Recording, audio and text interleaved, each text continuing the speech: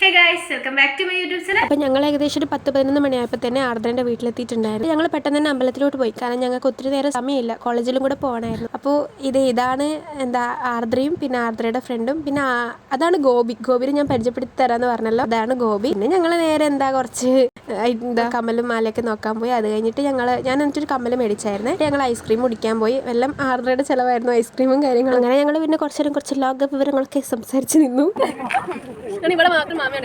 അപ്പം ഞങ്ങൾക്കിടയിൽ ഇന്നത്തെ തരം ആർദ്രയായിരുന്നു, കാരണം അവള് ആ പൊട്ടാസ് ഉണ്ടല്ലോ അത് കയ്യിലൊക്കെ വെച്ചിട്ടാണ് പൊട്ടിച്ചോണ്ടിരുന്നത്. അപ്പം ഞാൻ ഇതുവരെ ഇങ്ങനെ നേരിട്ട് കണ്ടിട്ടില്ല, അങ്ങനെ എറിഞ്ഞു പൊട്ടിക്കുന്ന സൗണ്ട് കേൾക്കുന്നല്ലാണ്ട് ഈ സംഭവം ആദ്യമായിട്ടാണ് കാണുന്നത്. ഗോപി കണ്ടിട്ടുണ്ടോയെന്ന് അറിയില്ല. അപ്പോൾ അവളിങ്ങനെ കയ്യിൽ വെച്ച് പൊട്ടിക്കുന്നത് ഞങ്ങൾക്കൊരു പുതിയൊരു എക്സ്പീരിയൻസ് ആയിരുന്നു. എന്നിട്ട് ഗോപി ട്രൈ ചെയ്ത് നോക്കിയിട്ടുണ്ടെന്ന് തോന്നുന്നു, ഞാൻ നോക്കിയിട്ടില്ല.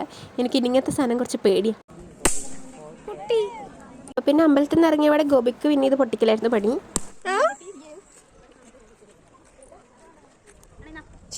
രണ്ടാമത്തെ ചീറ്റെങ്കിലും നമ്മൾ പരിശ്രമം ഉപേക്ഷിക്കില്ല. അവളിതിങ്ങനെ നടന്നുകൊണ്ടിരിക്കുമ്പോൾ ഇതിങ്ങനെ പൊട്ടിച്ചോണ്ട് പോകണം. അപ്പോൾ എനിക്കും തന്നു, അങ്ങനെ ഞാനും പൊട്ടിച്ചു.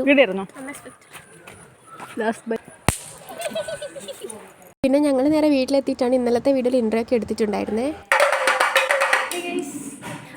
അപ്പോൾ ഞങ്ങൾ നേരെ ആർദ്രയുടെ വീട്ടിൽ നിന്ന് ഫുഡൊക്കെ കഴിച്ചിട്ട് നേരെ കോളേജിലോട്ട് ഇറങ്ങി. അവിടെ നിന്ന് ആകെ ഒരു 5 മിനിറ്റ് ദൂരം പോലും ഇല്ല. എന്നിട്ട് 1:30 പരിപാടി പറഞ്ഞിട്ടുണ്ടായിരുന്നു. അപ്പോൾ ഞങ്ങൾ അതിന് മുന്നേ എത്തി. എനിക്ക് NSSൻ്റെ സർട്ടിഫിക്കറ്റ് വാങ്ങാനുണ്ടായിരുന്നു. അപ്പോൾ ഞാനത് വാങ്ങിയിട്ട് വന്നു.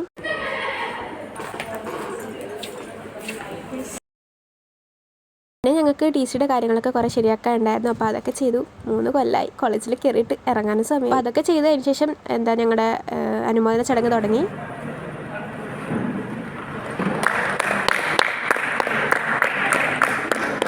കാണുമ്പോഴും കേൾക്കുമ്പോഴും നിസ്സാരമാണെങ്കിലും എനിക്കിത് ഭയങ്കര ഒരു സംഭവമായിരുന്നു. നിർമ്മലഗിരിയിൽ നിന്ന് എന്തെങ്കിലുമൊക്കെ കിട്ടണം എന്നുള്ളത് എനിക്ക് വലിയൊരു ആഗ്രഹമായിരുന്നു. അപ്പോൾ പോകാൻ നേരം തന്നെ ആദ്യമായിട്ട് വളരെ അൺഎക്സ്പെക്റ്റഡ് ആയിട്ട് നാടകത്തിന് നിന്നു. അതിൽ നല്ലൊരു പൊസിഷൻ കിട്ടി, നല്ലൊരു മൊമെൻറ്റവും കിട്ടി. അപ്പം ഭയങ്കര സന്തോഷമായി. വരുന്ന വഴിക്ക് കടയിൽ കയറിയിട്ട് ഞാൻ അച്ചപ്പൊക്കെ വാങ്ങി വീട്ടിലേക്ക് വേണ്ടി നേരെ വീട്ടിലോട്ട് പോയി. പിന്നെ വൈകുന്നേരമായി. പിന്നെ വിളക്കൊക്കെ കത്തിക്കാനുണ്ടായിരുന്നു, വിളക്കൊക്കെ കത്തിച്ച്.